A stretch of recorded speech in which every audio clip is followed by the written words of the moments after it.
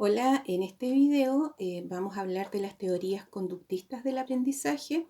Voy a empezar con una idea general y después empezamos a hablar de algunas cosas previas y después el condicionamiento clásico y condicionamiento operante. Pavlov es el primero en explicar los mecanismos de aprendizaje y lo hace señalando que hay una asociación de estímulos. Más adelante en Estados Unidos, Watson toma estos elementos y logra explicar a través del experimento con el pequeño Albert la idea de un condicionamiento emocional y por lo tanto surge entonces la base para que se siga desarrollando esta manera, este modelo teórico de explicar el aprendizaje. En los años 38-40 es Skinner el que lidera la idea de la explicación del aprendizaje con su teoría del condicionamiento operante, donde él pone énfasis y es el que señala la idea de que los procesos cognitivos son como el fantasma dentro de la máquina, haciendo referencia a que si bien son procesos que participan del aprendizaje, no son los relevantes ni los significativos, ¿ya? Más adelante, en los años 50, vuelve a aparecer esta idea de lo mental y justo en esa época aparece un señor que ustedes lo van a ver en la tercera unidad, que es Albert Bandura, que se denomina un neoconductista, ya que toma elementos de las teorías conductistas, pero también incorpora los elementos que van apareciendo en el desarrollo científico de la psicología, que son los elementos más cognitivos, por lo tanto se habla de un neoconductista ya que transita entre el conductismo hacia el cognitivismo. Si empezamos con una idea general sobre ejecución y aprendizaje, son dos conceptos sobre los que hay que hacer diferencia, ¿cierto? La idea del aprendizaje es que, como les decía antes, para adaptarse, si las condiciones cambian, hay que aprender nuevas respuestas a esas condiciones. Y el aprendizaje se infiere solo, en el caso de lo que plantean los conductistas, a través de la ejecución de determinados comportamientos o conductas, ¿ya? Por lo tanto, es importante entender que si no hay una ejecución no podemos suponer un aprendizaje.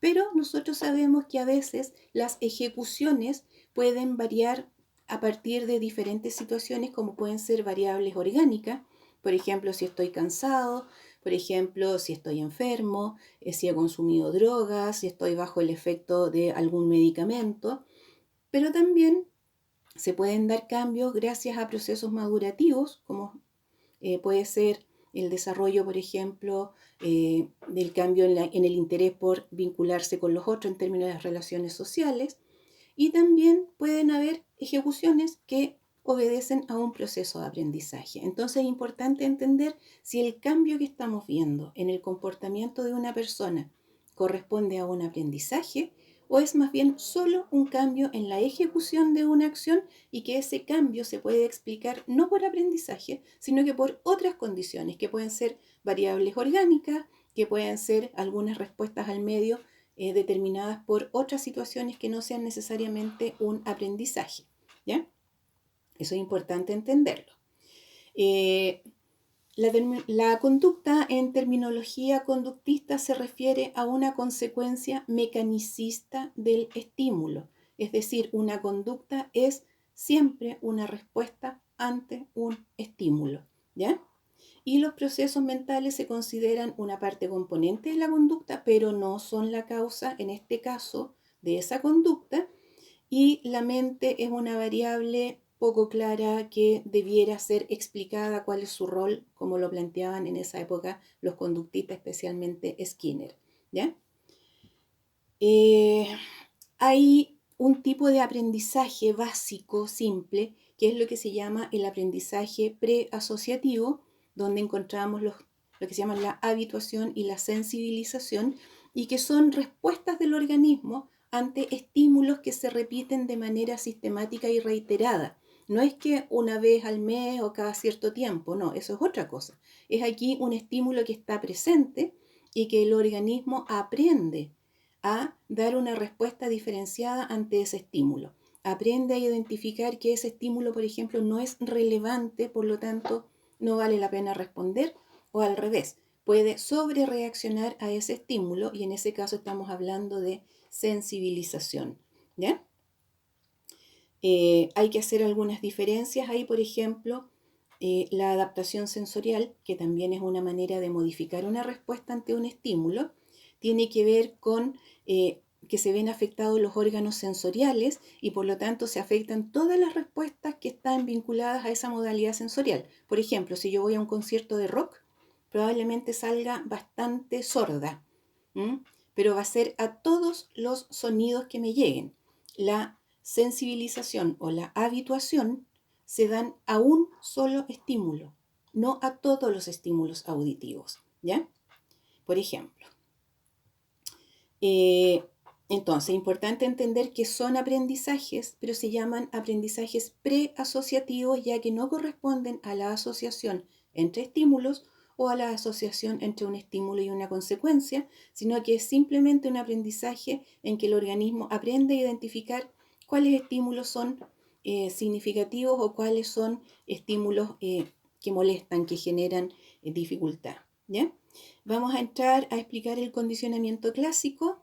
El condicionamiento clásico o respondiente es descubierto por Pavlov, que era un fisiólogo, es descubierto cuando él estaba tratando de identificar los procesos de salivación, porque él estaba estudiando el sistema digestivo y se da cuenta de que algo ocurre. Entonces logra él identificar que aquí hay un aprendizaje en la medida en que el organismo, en este caso el perro, aprende a responder a un estímulo al que antes no respondía de esa manera, ¿ya? Entonces, se define el aprendizaje como el proceso por medio del cual se logra que un comportamiento o respuesta que antes ocurría tras un evento determinado, o sea, frente a un estímulo, ahora pueda darse tras otro evento distinto o cuando se presenta otro estímulo. Y la gracia, cómo se da el aprendizaje, es que estas respondientes pueden ser transferidas de una situación a otra por medio de este proceso que él denominó condicionamiento, ¿ya? Condicionamiento clásico porque fue el primero en explicarse, ¿ya? Entonces, para él el aprendizaje se realiza por la asociación de dos estímulos donde el organismo se condiciona a responder de una manera nueva ante un estímulo que antes no desencadenaba, no elicitaba esa respuesta. Por lo tanto, es necesario que se dé una vinculación entre esos dos estímulos. El estímulo que desencadena la respuesta se llama estímulo incondicionado y la gracia del estímulo incondicionado, que son algunos estímulos que en todos los seres humanos desencadenan solo por su presentación algún tipo de respuesta, que es la que se llama respuesta incondicionada o respondiente. Importante entender cuáles son las características de las respondientes. Primero, son actos que se desencadenan por algún estímulo elicitador, tales como respuestas reflejas, reacciones emocionales inmediatas, como puede ser el susto, el miedo, el placer, o respuestas que son controladas por el sistema nervioso autónomo, como salivar frente a la presencia del alimento, tener náuseas frente a algo desagradable, el reflejo del vómito, ¿ya? Y lo que las caracteriza es que son innatas, quiere decir no son aprendidas, sino que vienen como parte del repertorio conductual que tenemos los seres humanos. Son universales. Todos los seres humanos somos capaces de, frente a ese estímulo, dar esa respuesta, ¿ya? Aparecen en forma involuntaria, no están reguladas por procesos conscientes, ni nosotros podemos determinar si la damos o no la damos, ¿ya? Y son controladas por esos estímulos. Ojo con esto porque hay muchos errores al pensar que cualquier estímulo es un estímulo incondicionado. No, son estímulos muy específicos que desencadenan en el organismo algunos tipos de respuesta. Y eso es importante entenderlo porque si no se confunde el condicionamiento clásico con el condicionamiento operante. ¿Cómo se da el proceso de aprendizaje? Hay entonces un estímulo incondicionado que desencadena una respuesta incondicionada, ahí no hay aprendizaje. Pero si ese estímulo incondicionado se asocia a un estímulo que no genera respuesta en el organismo, ese estímulo que no genera respuesta en el organismo adquiere la capacidad de dar una respuesta muy similar, casi idéntica, a la que originalmente daba ese estímulo. Entonces este estímulo que era neutro pasa a llamarse estímulo condicionado, que desencadena la respuesta incondicionada, pero que ahora se llama respuesta condicionada. ¿Ya? Ahí les pongo un par de ejercicios para que hagan. En el condicionamiento, tanto clásico como operante, se pueden dar determinados procesos, más que fases, porque las fases significa que primero viene uno, después el otro, y no necesariamente. Hay varios procesos. El primero, la adquisición de comportamientos. Y la adquisición en este caso se da en la medida en que un estímulo originalmente neutro adquiere la capacidad de desencadenar la respuesta que antes la daba solo el estímulo incondicionado. Estamos adquiriendo entonces un nuevo comportamiento, responder ante un estímulo que antes no generaba esa respuesta. El otro proceso es el de la extinción. Cuando se presenta el estímulo condicionado muchas veces, pero no se presenta el estímulo incondicionado, lo más probable es que baje la frecuencia en que el sujeto da la respuesta ante ese estímulo condicionado. La respuesta disminuye su probabilidad de ser presentada, pero si después de un tiempo se presenta otra vez ese estímulo, puede haber lo que se llama una recuperación espontánea.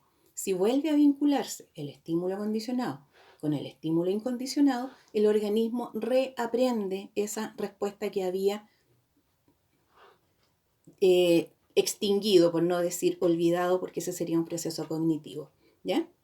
Y lo que se plantea entonces es que las respuestas que se adquieren, que se aprenden, no desaparecen, solamente disminuyen la frecuencia de su aparición. ¿Ya? Hay también lo que se llama un condicionamiento clásico inhibitorio, es decir, el organismo puede aprender que frente a ciertas circunstancias va a aparecer el estímulo incondicionado, pero que en otras circunstancias no va a aparecer ese estímulo incondicionado. Entonces el organismo aprende a inhibir ciertas respuestas. Les pongo un ejemplo que está en el Power que les voy a mandar. Por ejemplo, frente a la situación de bullying.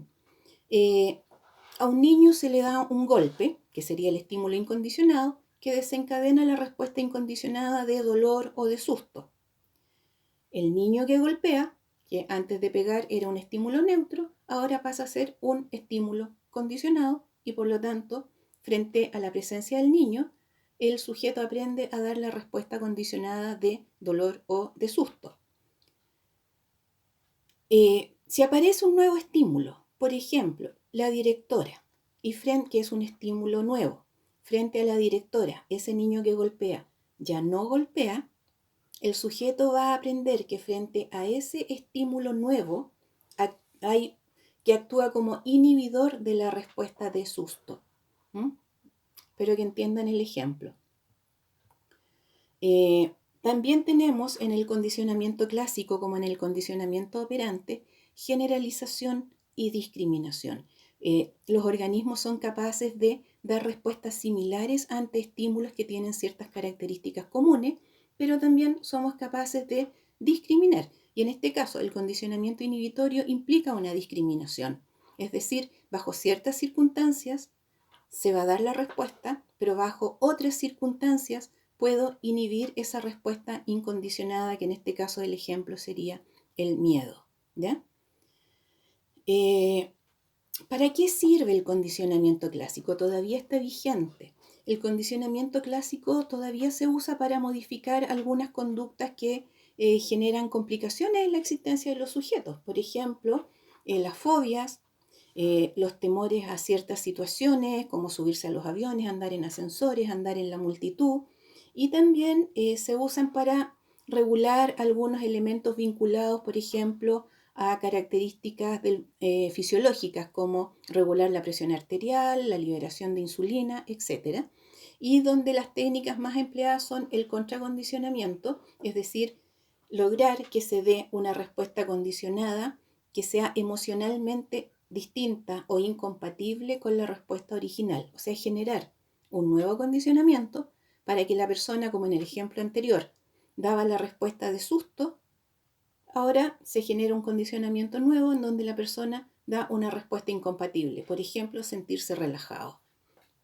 Y hay otra técnica que involucra varias cosas juntas, que es lo que se llama la desensibilización sistemática, que es ir ayudando al sujeto a ir dando respuestas lentamente con un estímulo distante del estímulo que genera la respuesta indeseada, ayudando al sujeto a ir dando respuestas incompatibles. Por ejemplo, si yo le tengo miedo a los perros, a lo mejor me van a mostrar una foto de perro y eso no me va a generar ansiedad. Después me muestran otra foto, un video de perros, después veo unos cachorritos y así me voy aproximando al estímulo que genera la respuesta que quiero modificar. Y como me han ido condicionando nuevas respuestas, se pretende que el sujeto ya no dé esa respuesta que desea modificar, que podría ser la fobia o el temor. ¿Ya?